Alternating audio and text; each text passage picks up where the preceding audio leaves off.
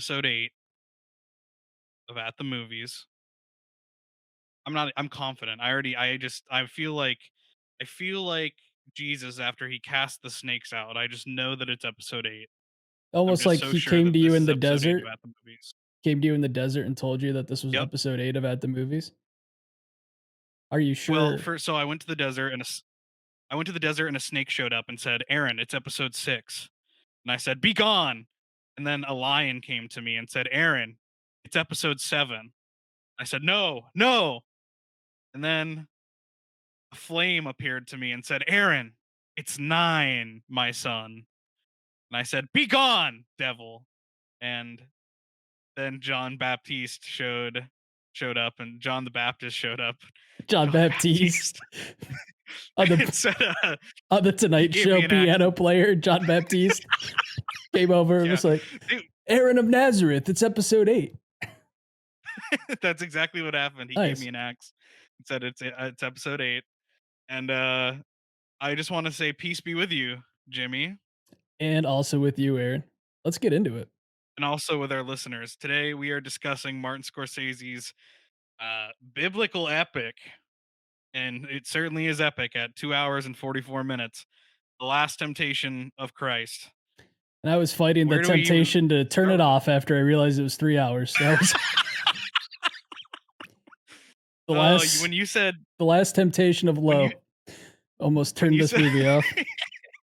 when you said this is a 3-hour movie with like an exclamation point, I was like, this is Martin Scorsese's Avengers Endgame. Yeah. And we know he loves those movies. Yeah, So he this was clearly, loves yeah. Yeah, I think that actually the Avengers movie gave him inspiration for this movie.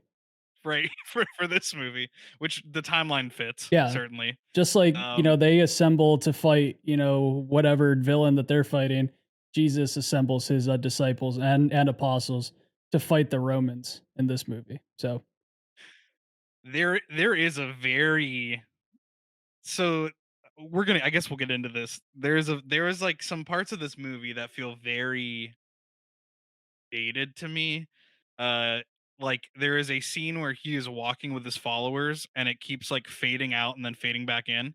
And every time it fades back in, there's like more people following him. yeah. And there's Phil Collins did the soundtrack for this, the score. So there's like this like rock music playing, and it's very and, like half of the movie is like Middle Eastern music meant to fit the setting, and the other half is like Phil Collins rock music. So, I know that we normally talk about sound and how it plays, like, an instrumental role in kinda, like, the whole entire movie and bringing it together. I thought that this movie had way too many sounds.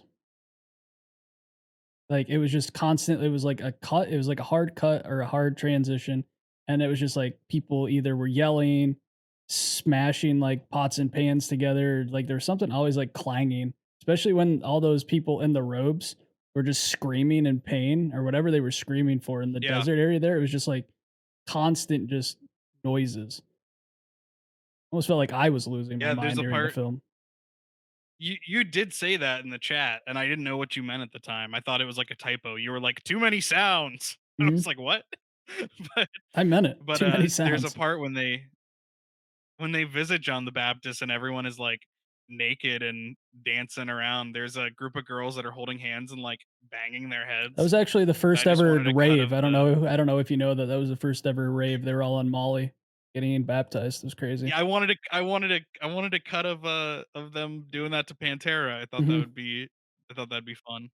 Um, I don't. Yeah, I don't know. So like I this movie kind of I just had it's so long that I experienced a wide like a breadth of feelings throughout.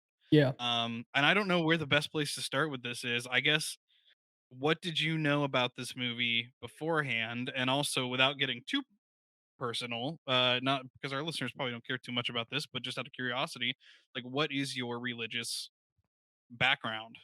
You know? Went to Catholic school for most of my schooling, so I had, like, a pretty good background as far as, like, knowledge goes. Not that, I'm not a religious guy now, spiritual guy, definitely, but not not a religious guy, so I knew kind of this, and I was in one of that first scene where it rolls through and says that this isn't gospel, this isn't meant to be, this was just an adaptation from a book to show Jesus in, like, a different light. I was like, "Oh, cool, it'll be a different take." So it really didn't matter, like, what you knew. I guess it was kinda cool to see, like, the contrast between what I've learned in school and going to church as a young boy with my, like, family and seeing this movie.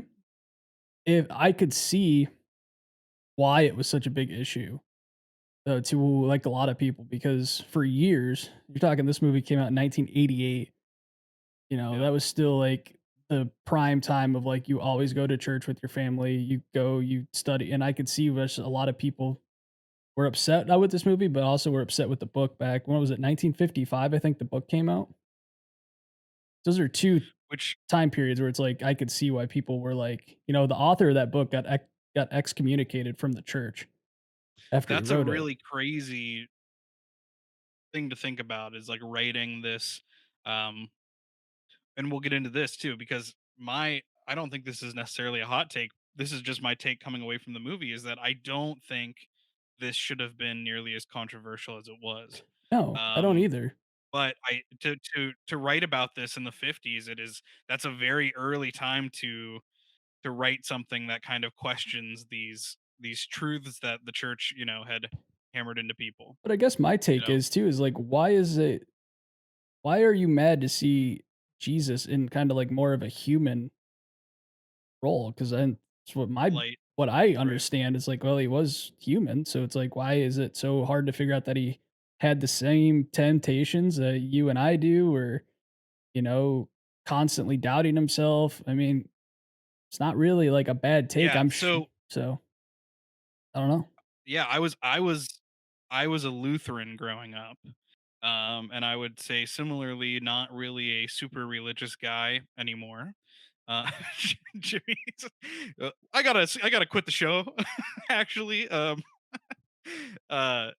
so it's been a while since I actually had like some questions for you because you seem to kind of remember some of the actual gospel stuff when we were watching this. Mhm. Um, I was trying to piece together, how much of this is from the gospel and how much of this is the elaborated kind of fictional aspect of it. And so for me, what the reason it shouldn't feel controversial and similarly to what you said, um, I was raised to believe that Jesus made the ultimate sacrifice. He gave his life to forgive the sins of the world. And so for me, it makes sense that part of that sacrifice would be to want these things that would make a normal person happy, to want a family, to Yeah. want a wife, to want a child, and to not want to die, and to be shown what his life would have been like to have those things, and still at the end of it say, like my place is to be on the cross. I mean, I yeah. mean, to me that's not controversial. That's hammering home more of what his sacrifice was, Yeah, it makes you feel and connected to him. right, and I think Scorsese, I think that's his job as a filmmaker really is to he I read that he had wanted to make a movie based on Jesus's life ever since he was like a child. And so for him to as a storyteller to pick this and to say like, it's my job as a storyteller to make people connect with this character, fictional or not, real person or fictional, it's my job to make people sympathize and connect with this character. That standpoint, this is extremely effective, I think. Yeah, Um, I think it's definitely effective too, and something that I wanted to point out too. I know we don't ever really talk about like Rotten Tomatoes scores or anything like that when we do these, but it's interesting to think of how like um dynamic this film was and it still received an 81% from all its critics, which is interesting. I figured that score would have yep. been a lot lower. What I also found to be very interesting was Scorsese agreed to make this for $7 million, and it was a box office failure Mhm. because it only raked in 8.4 million domestically. Um, he filmed in Morocco, and I don't know how much of that, because so I did read the Wikipedia page, and I was, trying to get some background on the production and things like that.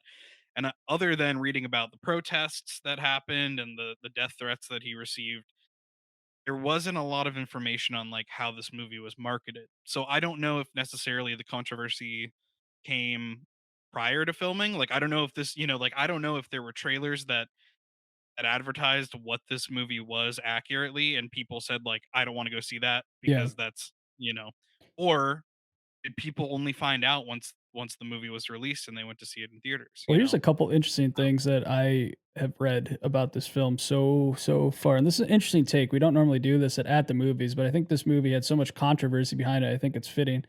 On October 22nd, 1988, a Catholic group actually set fire to the St. Michael Cinema in Paris when this film was being aired.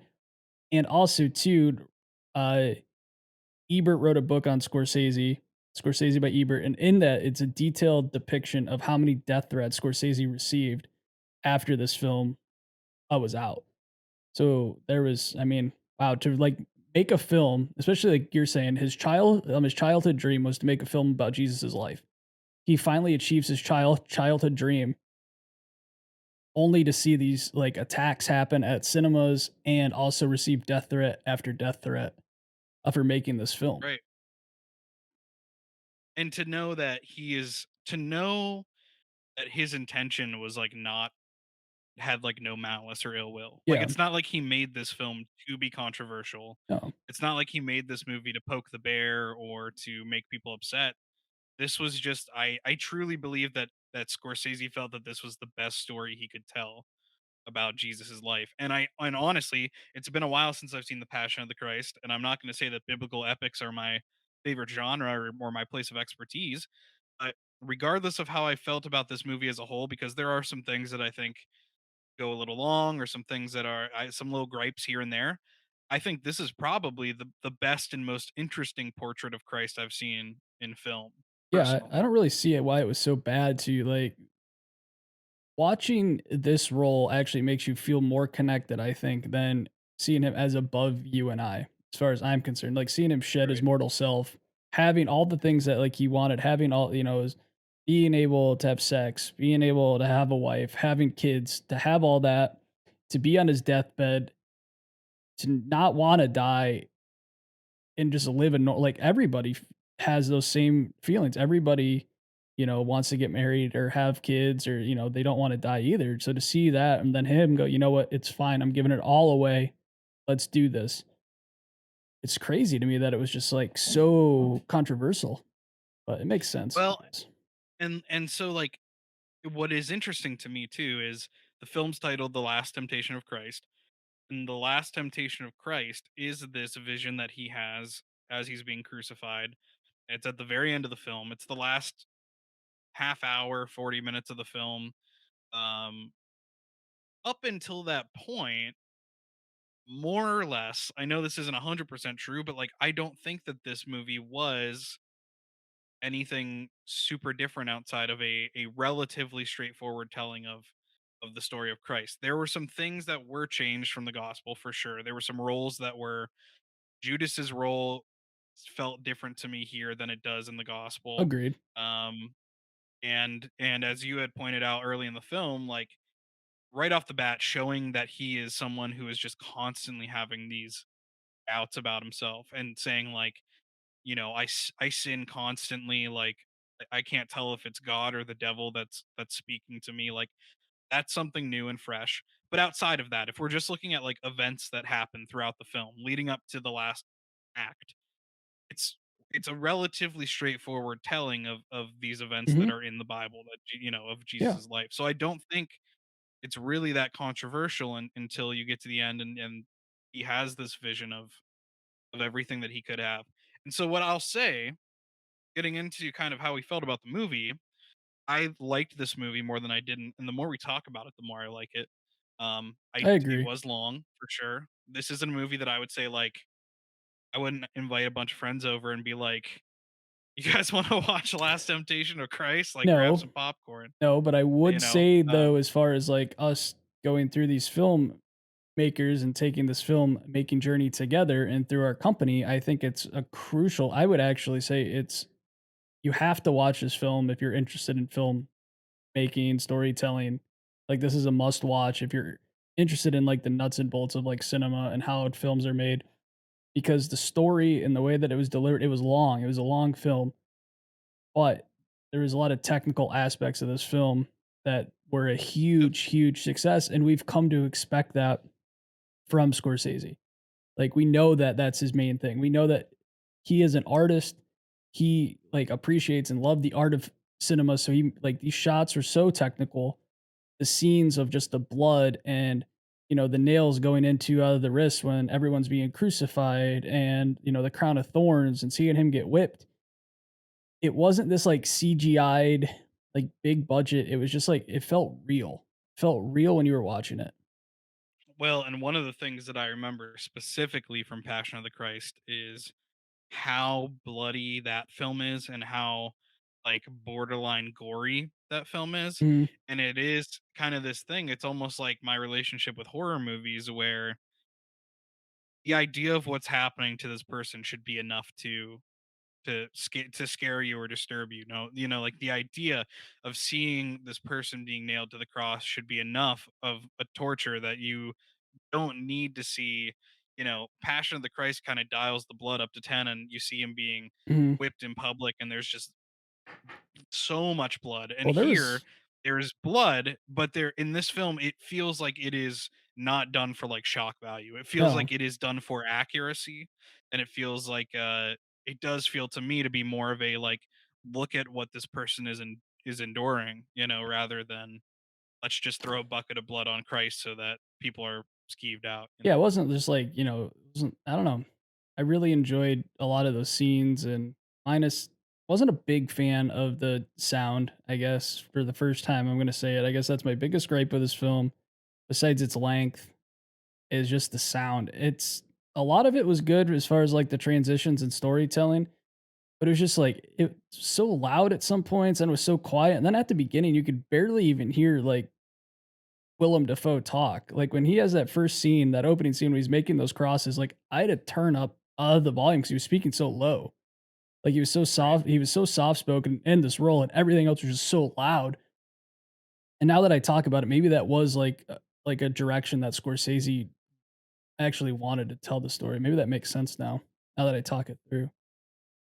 Kind of because his thoughts are so Well, he's so clouded and doubtful of disoriented, himself, and he's you know. that disoriented, and there's so much doubt that the film itself cast doubt on him too, because everything's so bigger and louder than he is. That, like, you as a Yep. viewer almost doubt him as well. Huh. It was a good technical decision, I I guess. like that from a filmmaking standpoint. Like there is obviously like if we're going to talk about irony as a concept, um this idea that Jesus made crosses for the Romans is already ironic, but as a filmmaker you have an ability to like really show that and like nail that home, not nail that home.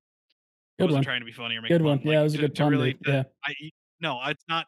All right. Anyways, to really, hit a home run. And for me, that the fact that we first see Jesus like making crosses and knowing his fate is a very strong sense of irony. Like right Yeah. off the bat, you know what's going to happen to this person, and you understand why they are having these doubts because they know what they're doing. They're making crosses for someone who is, executing their people. Mhm. Um, I will say one of the technical shots I absolutely loved was the camera was attached to when they are crucifying him and putting the cross up. The camera is attached to the back of the cross, and so it as they push the cross up, the camera follows it from behind. Um, and it was just such an interesting shot. There's also a Yep. lot of stuff with colors. It was interesting. So a lot of the movie is obviously like tans and grays because you're in the Middle East and there's all of this sand and rock. Um, but there are parts at especially towards the end of the movie when Mary Magdalene is is taken by God, and also when people are visiting Jesus on his deathbed. There are these moments where there's like super oversaturated colors, Yeah. like super bright blue when Mary Magdalene is taken by God, and then when people are visiting Jesus on his deathbed outside, it is like deep, deep red, like almost like a neon red. Mhm. And those aspects were really, really fun to look at, really Another thing interesting. too, that one transition when it starts, like, transitioning between, like, I'm gonna say a reality, I guess, but did that, like, '80s, like, film burn where it's, like, red and Yeah. blue and it, like It was like transition, it was like that cool, like, film burn technique they did back in the day, They which did was neat. the end of it, I mean, after the last shot, going into the credits, there is this, like, extended sequence of just, like, colored film Mhm. burn kinda stuff, like you said, and it's just, it's interesting, and it goes into over the credits, they really have that Phil Collins, like, big drum soundtrack, and it's just so weird because it does feel like simultaneously, it feels very 80s to me because of its score, because of its cast, and because of some of the filming techniques, but it also feels s like it's, like, split down the middle between feeling very 80s and also very, like, he was trying to create something that was You know timeless, you what I know? think my favorite part of this movie was, and I think the funniest part as far as, like, a technical decision was all of the Jewish, like, cast members had, like, a very thick, like, New York accent, almost, it seemed like, and all of the, like, Roman soldiers were English, like, had English accents, I noticed I noticed that too, and it was, like, and a I really couldn't funny. help but think about has seeing Harvey Keitel as Judas, Yeah, it was almost like and a school then, like play, like, up in, like, the Bronx, like a school play, like, being put on. right, seeing Harry Dean Stanton as Paul, and then, like, all I could think about was, like, man, like, De Niro as Jesus would have been just, you know, like, such a Yeah. weird, you know, funny thing. It does feel I mean, that's part of it. It feels like that's what's so crazy about this movie is that it is a landmark film for a number of reasons because it's well made, it's well directed, it's a Scorsese film, it's controversial. But at the same time, there's just some bonkers decisions. Like the cast is his like normal cast of like friends pretty Yep. much. And then on top of that, they were supposed to cast Sting as Pontius Pilate. And then when he didn't do it, they casted Bowie. So it's like for some reason he like wanted a rock star to Yeah. be Pontius Pilate, you know, I which is weird. Dude, it's crazy to think if, like, they were, like, probably, like, one decision away from De Niro being Jesus. Like, dude, that would have blown my mind if, like so, like, Defoe was funny enough, I think, it's like, he's got he always, like, is kinda creepy, kinda I know that's, like, a bad thing, but he's always, like, kinda creepy, but, like, imagine De Niro just With his with his mole and just yeah, like up there on the cross, just eyeballing people. "You Um, talking to me, Pontius Pilate? Talking to me? crucifying me. Hey, You must be crucifying me. you crucifying. Crucifying me? No, you ain't crucifying." This was supposed to come originally after The King of Comedy, Oh, boy. and the budget kept getting bigger and bigger, and eventually Universal said that they did not want to. Universal, I think, said that they did not want to do it any longer, so he did After Hours, and then this followed. Um, so that being said, I think that they could have trimmed. And I hate to make this complaint because it's such a like typical complaint, but look, it's an epic. It's 2 hours and 45 minutes. I think they could have cut 20 to 30 minutes probably out of the first 2 acts, Yep, I agree trimmed it up a 100%. bit, just made it tighter. Yep. But here's what I'll say. The ending of this movie really does make it worth it. Like the I found myself, and this could just be A, where I'm at in my life right now, and B, it's a Sunday and I have the Sunday scaries.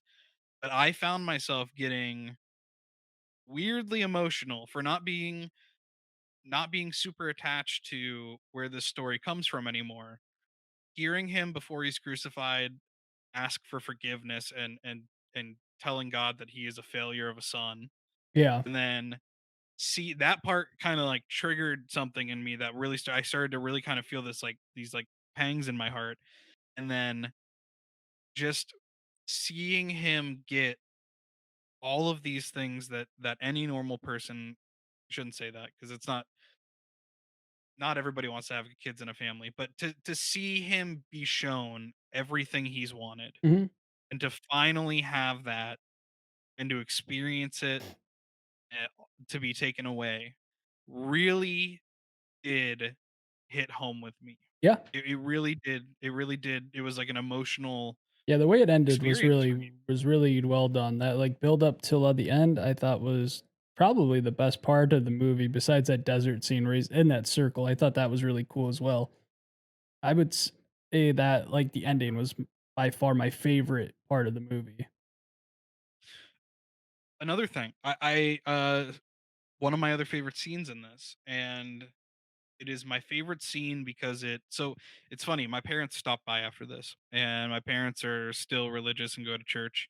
And so I just asked them because I was like curious. I was like, "So, do you guys like seen this movie?" Because I know it was controversial. Like, what's my mom said she started to watch it and she stopped like halfway through because it was like disturbing to her. It was like Yeah, scary to I could her. see that. And yeah, me too. And so one of my favorite scenes in the film, but also one of the absolutely just most heartbreaking shots for me or moments for me is when Mary Magdalene is introduced at the beginning of the film, and she is she's a sex worker, and when Jesus goes to visit her, he is literally just waiting to see her, this woman that he loved when he was a child and this woman that he's asking for forgiveness for. He's just waiting in a line of men that are just waiting to have their way with her and Mhm. leave, and like you really that part also like emotionally really I just felt so bad, and knowing that this happens to there are places in the world where this still happens to people, but like just seeing this person whose body is being used over and over by these people that don't care about her, and to have Jesus wait to see this woman that he cares for Yeah. so much. That was an amazing scene. Their back and forth was great. And that scene really stuck with me because of how disturbing, for lack of a better word. I mean, It really was. disturbing it was. Yeah, I'm gonna have to ask my parents if, they saw it. I don't know, I didn't ask them. Sure they probably I did. like I like Willem Dafoe here as Christ. I thought his performance was good. I like the voice, the decision for a lot of it to be voiceover. I like quite a bit.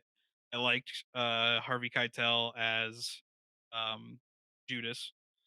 I will say we talked about this, and this is not really a complaint that was going around probably as much in the '80s, but watching this through a 2020 lens, and knowing kind of the whitewashing of the Christ story, it is funny that there are just like random characters, like you said, they're like people in New York accents. It's like you're in the Middle East, and Yep. there are like a Middle Eastern people cast in like these like roles, and then randomly like Harvey Keitel will pop up and be like, Jesus, what the hell's going on here? Like, you know, and Scorsese's it in the does back, feel like, just hanging out. What is right. happening? Reading a newspaper, Just a like bunch of, like, short it is. Italian dudes in the back. It's like, "Hey."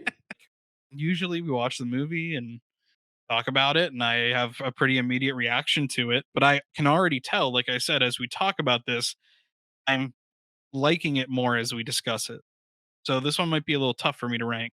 Um, Yeah, I but guess since do it's, you have your ranking ready? I do. So as I'll go first since it's Scorsese and Yep. this is the director I picked.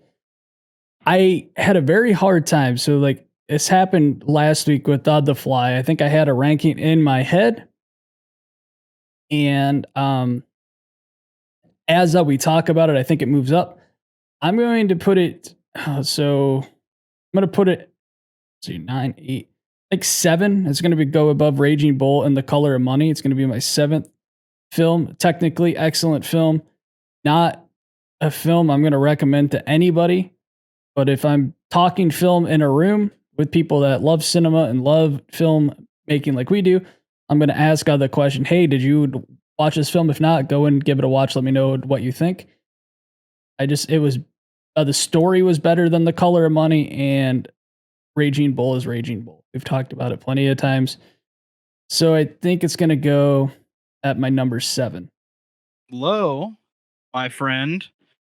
I got news for you, pal. What's up? This movie is also my number 7. Wow. I think I think it is, as you said, a very technically accomplished film.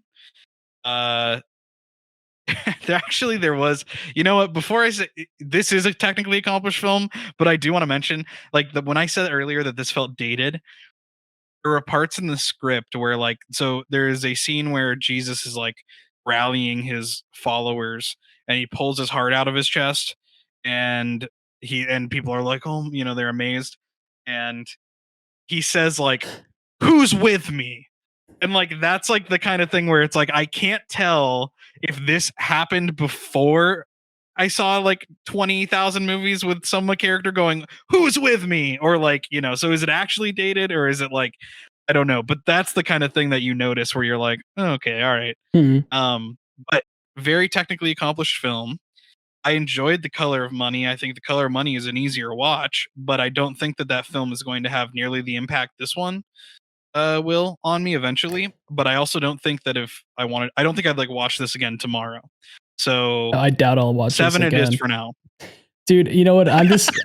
Dude, I'm just gonna say it, dude. I don't even care. I'm gonna say it. This was an easier watch than Raging Bull. I'm sorry we keep bringing this up, but this was easier to watch than Raging Bull. Yeah. And that's saying something. But anyways, Yeah. I don't know. Well, I'm so excited because next week we're doing Dead Ringers, which I've seen and which is good, but it'll be interesting to watch for a second time for me. Kind of another different one for Cronenberg. But the reason that I am so excited is because 2 weeks from now, you're finally watching film I've never seen before. It's been sitting here. I have the Blu-ray. It's been sitting on my counter for probably a year. I borrowed it from my brother like a year ago, and then we said we were going to do this, and I waited to watch it. We're watching Goodfellas, I'm and so I excited. cannot wait. I'm so excited that the Goodfellas episode is going to be on my birthday. That worked out so well. That's my birthday episode is Goodfellas, dude. I'm so happy. I was like, no way that works out. That's so cool. It's gonna be great. I can't wait. I hope I don't hate it. I'm sure I won't. No. If I do, then the show will be over. This will be I think this will be my 4th time watching Goodfellas, I think, so I'm excited for it. Awesome. But yes, Dead Ringers next week, the story of the creepy semi true story of 2 twin gynecologists that are uh using their twinness to see same people.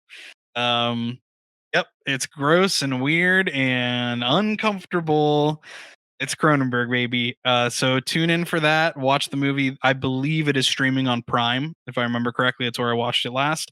Um, so tune in next Tuesday for that. And we appreciate you watching. Thank you so much. If you would like to, we would love it if you would follow us on our socials below. They are all there: Facebook, Twitter, Instagram, TikTok. We're going to be getting together soon to do some in-person recording and filming, Crazy. And we've got big plans for the channel. So thank you so much for watching, guys, and peace be with you. And also with you. See you next week.